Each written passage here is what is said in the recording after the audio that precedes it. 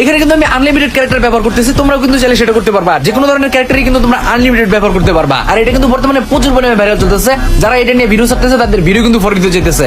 চলো তাহলে আমি শিখিয়ে দিতেছি তোমরা কিভাবে এটা করবা। সর্বপ্রথম তুমি ট্রেনিং স্টার্ট করে দিবা। এরপরে উপরে তুমি কুইক সিডিং নামে একটা অপশন পাবা, এটার উপরে ক্লিক করবা। তারপরে সিডি রিডাকশন নামে একটা অপশন পাবা, এটা কিন্তু তোমাদের সকলের অফ থাকবে, এটা তোমরা অন করে দিবা। বাস এখন কিন্তু তুমি চাইলেই আনলিমিটেড ক্যারেক্টার স্কিল ব্যবহার করতে পারবা। ম্যাচের ভিতরে কিভাবে আনলিমিটেড ক্যারেক্টার স্কিল ব্যবহার করতে হয় এটা যদি তোমাদের জানতে হয় তাহলে তোমাদেরকে ছোট্ট একটা কাজ করতে হবে। তোমরা যারা এখন আমাকে ফলো করো না, কষ্ট করে একটু ফলো করে দাও এবং এই ভিডিও এখানে কিন্তু আমি আনলিমিটেড ক্যারেক্টার ব্যবহার করতেছি, তোমরাও কিন্তু চাইলে সেটা করতে পারবা। যে কোনো ধরনের ক্যারেক্টারই কিন্তু তোমরা আনলিমিটেড ব্যবহার করতে পারবা। আর এটা কিন্তু বর্তমানে প্রচুর পরিমাণে ভাইরাল চলতেছে।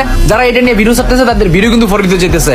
চলো তাহলে আমি শিখিয়ে দিতেছি তোমরা কিভাবে এটা করবা। সর্বপ্রথম তুমি ট্রেনিং স্টার্ট করে দিবা। এরপরে উপরে তুমি কুইক সিডিং নামে একটা অপশন পাবা, এটার উপরে ক্লিক করবা। তারপরে সিডি রিডাকশন নামে একটা অপশন পাবা, এটা কিন্তু তোমাদের সকলের অফ থাকবে, এটা তোমরা অন করে দিবা। বাস এখন কিন্তু তুমি চাইলেই আনলিমিটেড ক্যারেক্টার স্কিল ব্যবহার করতে পারবা। ম্যাচের ভিতরে কিভাবে আনলিমিটেড ক্যারেক্টার স্কিল ব্যবহার করতে হয় এটা যদি তোমাদের জানতে হয় তাহলে তোমাদেরকে ছোট্ট একটা কাজ করতে হবে। তোমরা যারা এখন আমাকে ফলো করো না, কষ্ট করে একটু ফলো করে দাও এবং এই ভিডিও